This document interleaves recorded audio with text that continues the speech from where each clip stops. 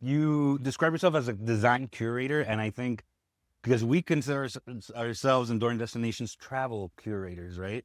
So please let our public know what a design curator is. Okay, so the idea of design curator came about because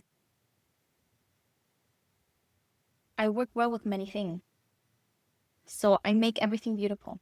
Everything meaning from interiors to your wardrobe to your graphic design to your brand visuals. So that was the idea of a curator, because a curator, just like in a museum, picks out and beautifies things around its environment. That's amazing. So you're like a visual like chef, Yes. a visual chef. You just get all the ingredients, you put it together, and then you have a Yes. beautiful I meal. think that's a great analogy. Well, Because that's yes, I why work with what you that's why I have. win awards. That's why I win awards. But you know what I love? This is my favorite thing that you do.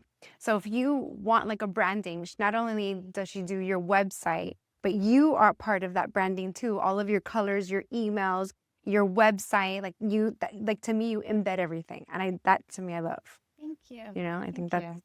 that's, Thank you. So why did you get into this? Like what made you? Okay, so by profession, I'm a graphic designer. Okay. That's what I did for 10 years at a Fortune 100 company. Then I left. I wasn't getting what I wanted from there in terms of like growing in corporate world. And my mom offered me a job at her business, nothing related to graphic design, nothing related to art, nothing. So, but the money was good. So I said, okay, let's do it. I did it for 3 years. I was there, or my own art director, because I was the owner of the company. But I was missing something. So that's when I opened Blame It On Me, which is my fashion influencing blog. And that's where I started exploring again with fashion, because everybody always used to comment on how I dress, how put together I was. And so yes, I did the fashion blog, and then I had kids, and then things shifted a little bit just with time and responsibilities.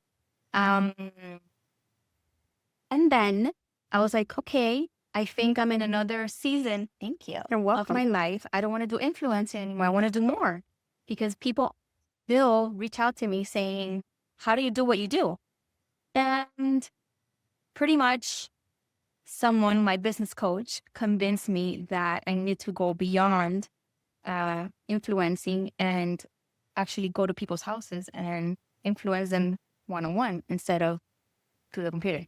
So that's why everything came about. And then when I told her that I do all these things, she's like, okay, incorporate a one-to-one into one. That's great. That was great advice. That's great advice. Honestly, because like, and I'm starting to see it, like, since the trend now is everything, you get your answers from computers, you get suggestions from computers.